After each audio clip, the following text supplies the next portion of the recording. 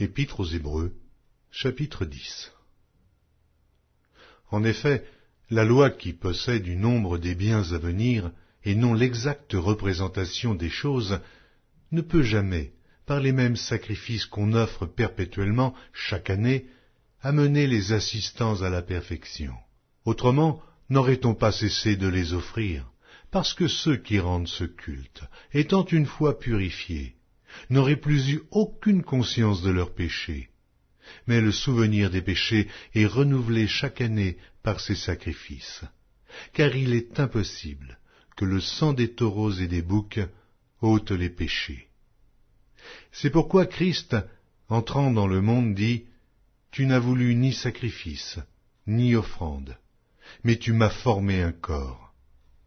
Tu n'as agréé ni holocauste, ni sacrifice pour le péché. » Alors j'ai dit « Voici, je viens. » Dans le rouleau du livre, il est question de moi, pour faire, ô Dieu, ta volonté. Après avoir dit d'abord, tu n'as voulu et tu n'as agréé ni sacrifice, ni offrande, ni holocauste, ni sacrifice pour le péché, ce qu'on offre selon la loi. Il dit ensuite, voici, je viens pour faire ta volonté. Il abolit ainsi la première chose pour établir la seconde. C'est en vertu de cette volonté que nous sommes sanctifiés par l'offrande du corps de Jésus-Christ une fois pour toutes.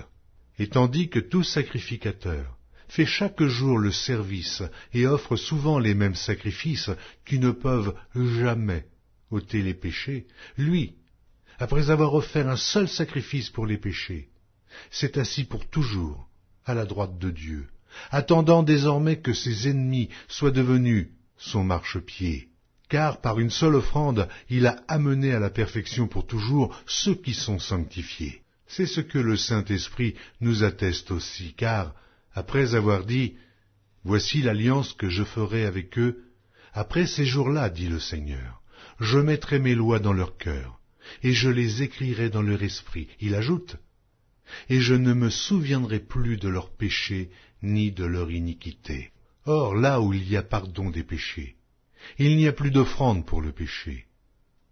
Ainsi donc, frères, puisque nous avons, au moyen du sang de Jésus, une libre entrée dans le sanctuaire, par la route nouvelle et vivante qu'il a inaugurée pour nous au travers du voile, c'est-à-dire de sa chair, et puisque nous avons un souverain sacrificateur établi sur la maison de Dieu, approchons-nous avec un cœur sincère, dans la plénitude de la foi, les cœurs purifiés d'une mauvaise conscience et le corps lavé d'une eau pure. Retenons fermement la profession de notre espérance, car celui qui a fait la promesse est fidèle.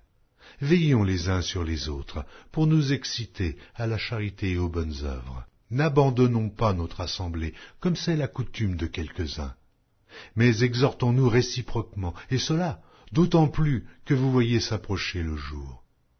Car si nous péchons volontairement, après avoir reçu la connaissance de la vérité, il ne reste plus de sacrifice pour les péchés, mais une attente terrible du jugement et l'ardeur d'un feu qui dévorera les rebelles. Celui qui a violé la loi de Moïse meurt sans miséricorde, sur la déposition de 2 ou 3 témoins. Et quel pire châtiment pensez-vous que sera jugé digne celui qui aura foulé aux pieds le Fils de Dieu, qui aura tenu pour profane le sang de l'alliance, par lequel il a été sanctifié, et qui aura outragé l'Esprit de la grâce. Car nous connaissons celui qui a dit « À moi la vengeance, à moi la rétribution », et encore « Le Seigneur jugera son peuple ». C'est une chose terrible que de tomber entre les mains du Dieu vivant. Souvenez-vous de ces premiers jours où, après avoir été éclairés, vous avez soutenu un grand combat au milieu des souffrances. D'une part exposé comme en spectacle aux opprobres et aux tribulations, et de l'autre, vous associant à ceux dont la position était la même. En effet, vous avez eu de la compassion pour les prisonniers, et vous avez accepté avec joie l'enlèvement de vos biens, sachant que vous avez des biens meilleurs et qui durent toujours. N'abandonnez donc pas votre assurance, à laquelle est attachée une grande rémunération.